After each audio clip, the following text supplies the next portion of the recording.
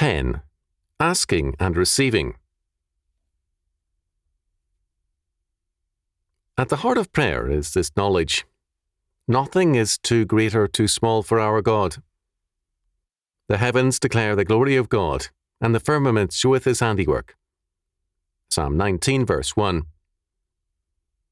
It is not only the madness and the rage of unbelief which blinds men to the knowledge of God. As Paul tells us, the knowledge of God and the invisible things of him are clearly seen and understood by every man. But men hold back or suppress this knowledge in their unrighteousness or unbelief. Romans chapter 1, verses 17 to 21. If they confess the knowledge which is in all their being, they must confess also that they are not their own gods, but are fallen men, and under condemnation. They prefer to deny God.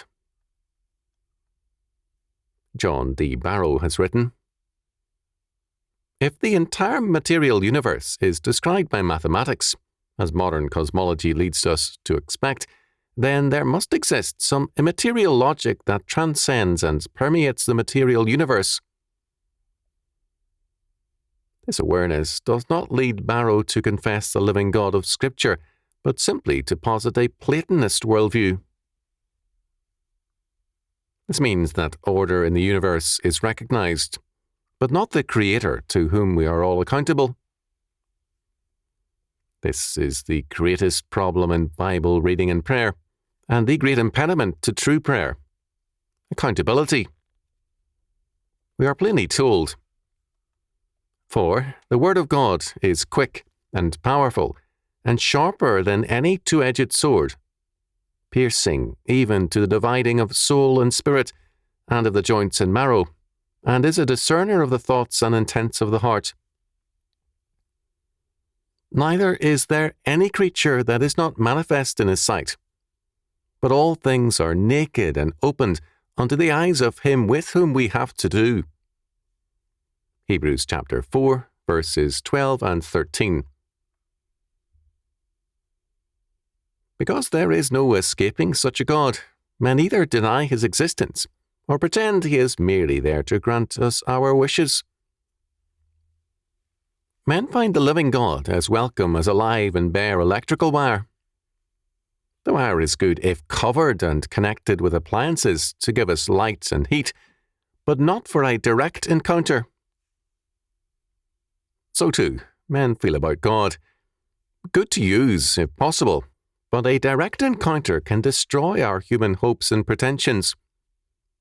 Thus, they seek a carefully insulated God. But there is no other God than the living God, the triune God who reveals himself in Scripture. To believe in anything else is to posit a staggering miracle. Those who reduce God to an indulgent grandfather, a carefully insulated God, a God without thunder, creates thereby an idol smaller than themselves. God takes a dim view of idolatry. As for atheism, Psalm 14 verse 1 tells us, "The fool hath said in his heart, There is no God. They are corrupt. They have done abominable works. There is none that doeth good." Behind atheism is a moral dereliction, a refusal to admit to accountability. There is also intellectual dereliction. To believe that the universe evolved out of nothing not only violates all known science, it also posits an impossibility. The atheist is the true believer in miracles. Spontaneous generation, something out of nothing, evolution instead of devolution, and more. He denies the foundations of knowledge, and his faith rests more on miracles than anyone else's faith. His miracles are performed by no one, violate all known causality, and are the epitome of the absurd. Having stressed the necessity of recognizing God's absolute sovereignty, we must then confront the fact that this God, in his grace and mercy, calls himself our Father. Matthew chapter 6, verse 9.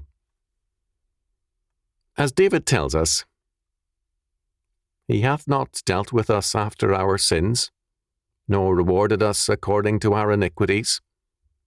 For as the heaven is high above the earth, so great is his mercy toward them that fear him. As far as the east is from the west, so far hath he removed our transgressions from us. Like as a father pitieth his children, so the Lord pitieth them that fear him. For he knoweth our frame, he remembereth that we are but dust." Psalm 103, verses 10 to 14. God knows our limitations better than we do.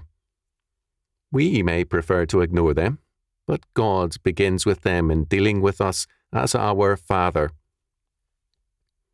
We may, like Jonah, justify ourselves and become angry with the ways of God, who responds, "Doest thou well to be angry?" Jonah chapter 4, verse 4.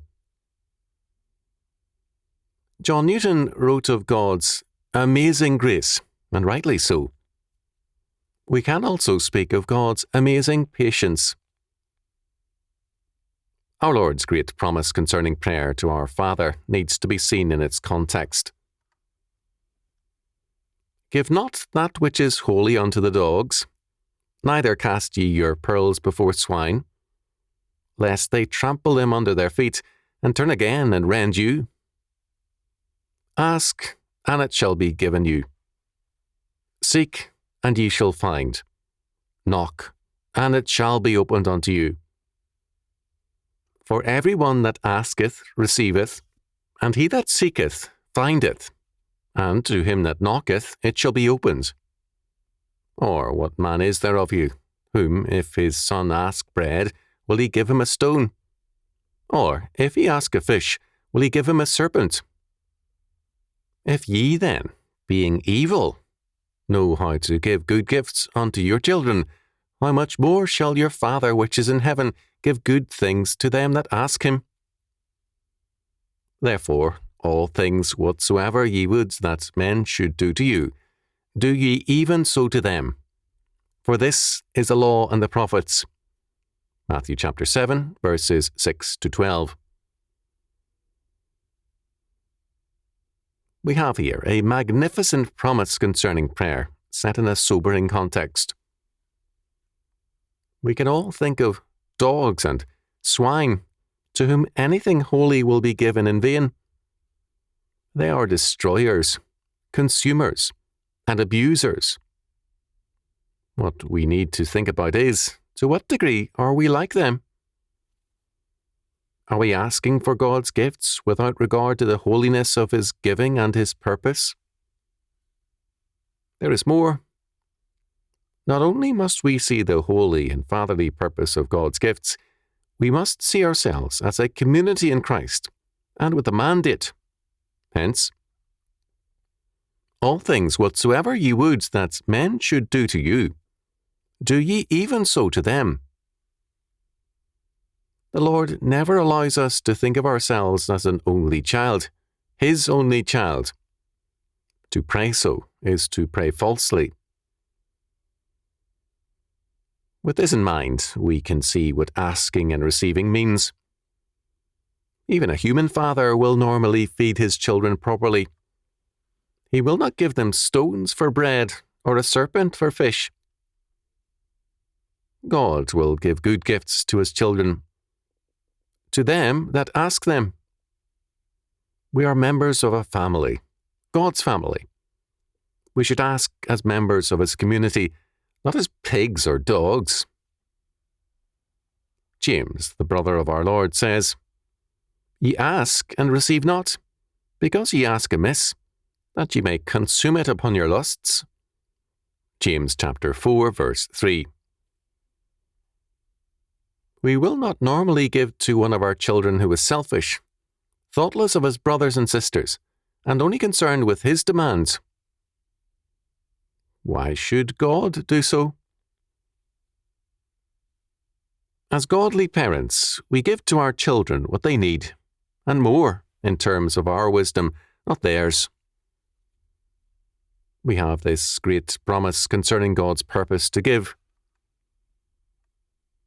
And this is the confidence that we have in Him, that, if we ask anything according to His will, He heareth us. And if we know that He heareth us, whatsoever we ask, we know that we have the petitions that we desired of Him. 1 John chapter 5, verses 14 and 15. Hear us, O Lord, we beseech Thee. Like blind Bartimaeus, we cry, Jesus, Thou Son of David, have mercy on me. Mark chapter 10, verse 48.